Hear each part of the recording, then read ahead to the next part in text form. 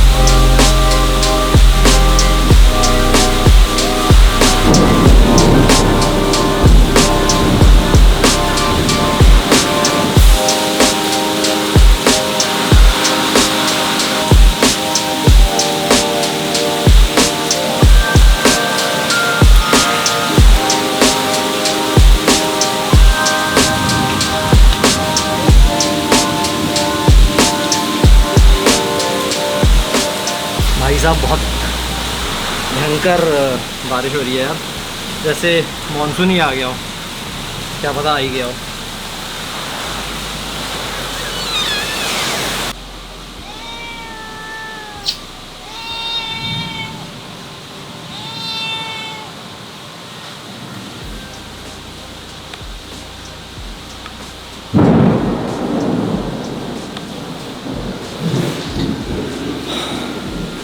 बेचारी हमारी कैट भी डर रही है।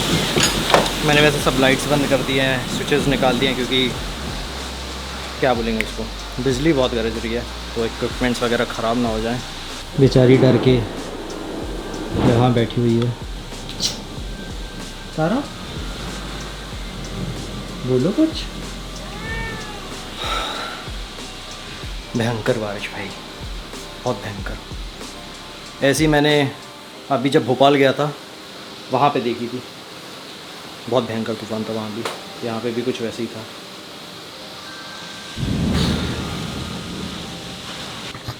अभी वैसे मुझे जाना भी था अपनी वाइफ को लेने कॉलेज, एंड एक दो काम भी थे। अब इतनी बारिश में बाहर तक भी कैसे जाऊँ समझ में नहीं आ रहा। ऑब्वियसली एक कैमरा तो लेके जाऊँगा नहीं, आईफोन से ही शूट करेंगे।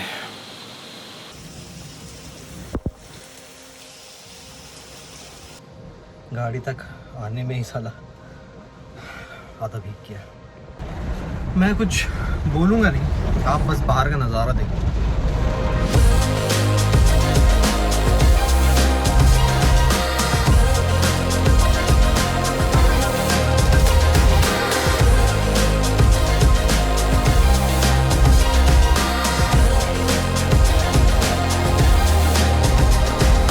यार क्या तो बारिश हो रही है, आधा घंटा हो गया है। बहुत वक्त के बाद बहुत भयंकर बारिश हुई है जबलपुर में, मतलब बहुत ही भयंकर।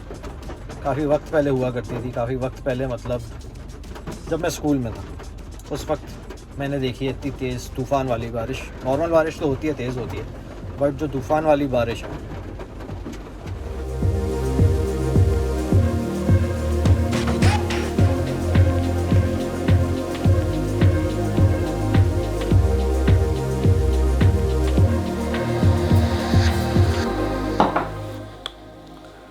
तो भैया अभी बज रहे हैं शाम के 5:30 और अभी लाइट नहीं है, मतलब ये तो इन्वर्टर चल रहा है, एंड अभी भी बारिश हो रही है।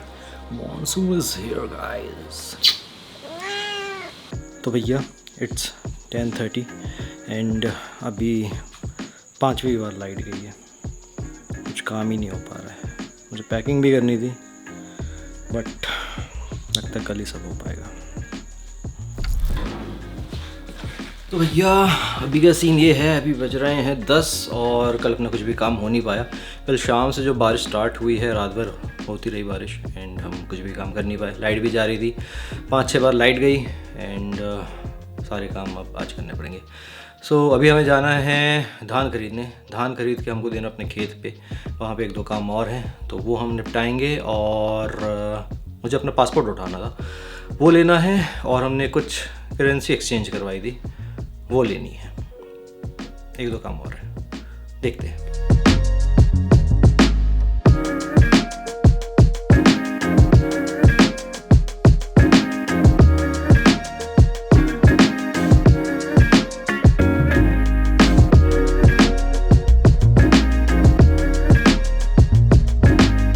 यार हम आ चुके हैं अपने खेत एंड अभी हमने धान नहीं खरीदी है क्योंकि यहाँ पे जो हमारा खेत देखता है उसका कहना था कि अभी थोड़ा सा रुक के लें, एक बार देख लें कि यहाँ आसपास लोग कौन सी धान लगा रहे हैं तो हम वही सेम लगाएं, क्योंकि जब एक बार हार्वेस्टर आता है तो एक बार में ही सबकी धान रेडी हो तो एक बार में कट जाती है तो ईजी रहता है, तो इसलिए अभी नहीं खरीदी है, थोड़ा सा रुक के लेंगे। एंड बाकी हम यहाँ पर एक छोटा घर भी बना रहे हैं क्योंकि यहाँ पर आना, हमारे खेत में आना थोड़ा सा दूर पड़ जाता है। सो एक छोटा घर हो अपना, आ जाओ आराम से, रुको, काम कराओ एंड आराम से जाओ, वो ज़्यादा बेटर है।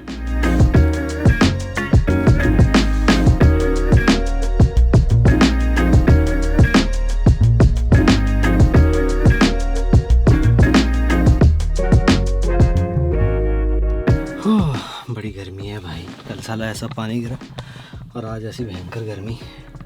खैर अब यहाँ का काम हो गया है, अब हम यहाँ से निकल रहे हैं, अब वापस जाना है जबलपुर, फिर पासपोर्ट कलेक्ट करना है, करेंसी कलेक्ट करनी है एंड पैकिंग करनी है। 2 दिन बचे हैं निकलने के लिए एंड अभी तक कुछ भी नहीं रखा है। तो भैया घर आते आते ही बज गए हैं 4:30 और अभी जाके पासपोर्ट भी लेना है, करेंसी भी उठानी है और पैकिंग स्टार्ट करनी है एंड जूते साफ़ करने हैं। जूते मेरे भोपाल में भी काफ़ी गंदे हुए थे तो वही लेके जाना है, वही पहन के जाना है, तो साफ़ करने पड़ेंगे।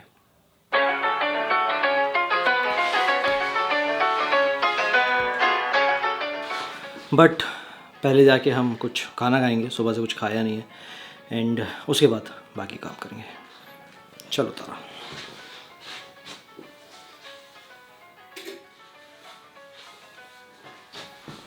यार ये लाइट का अलग लफड़ा चल रहा है कल से साला।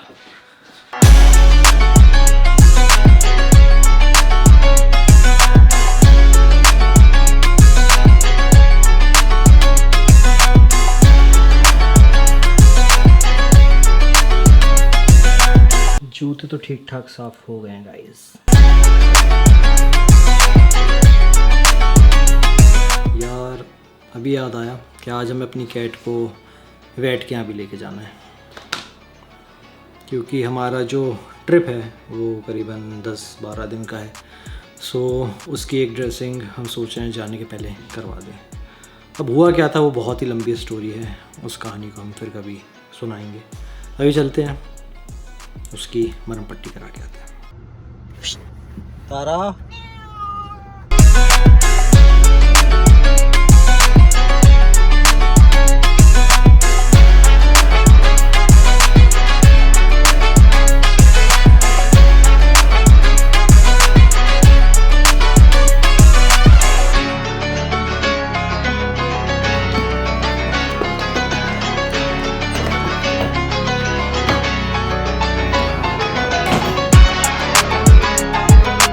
तो भैया अभी हमें इन सब सूटकेसेस के डायमेंशंस नापने हैं जो फ़्लाइट के हिसाब से होने चाहिए।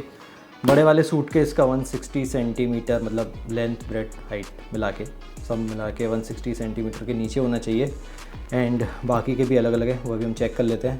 तो पहले इसका नाप लेते हैं कितना हो रहा है, उस हिसाब से फिर हम पैकिंग करेंगे। कपड़े तो मैंने कल निकाल के रख लिए थे, बस अब इसमें रखना बाकी रह गया। बाकी मेरा खाली बस ये सूटकेस है, ये मेरी बेगम के हैं, इसको अलग कर देते हैं, मतलब इनको भी हम नापेंगे, पहले इसका नाप लेते हैं।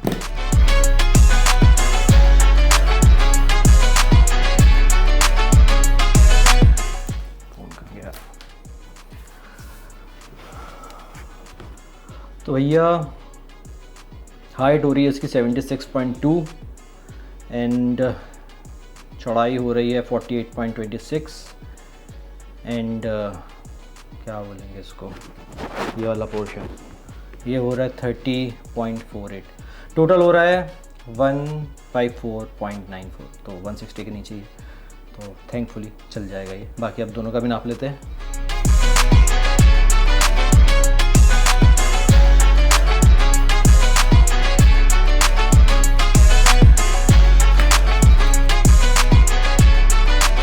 तो भैया ये वाला बस्ता आ जाएगा कैबिन में एंड ये वाला चेक इन में चला जाएगा, ये वाला भी हमारा चेक इन में जाएगा,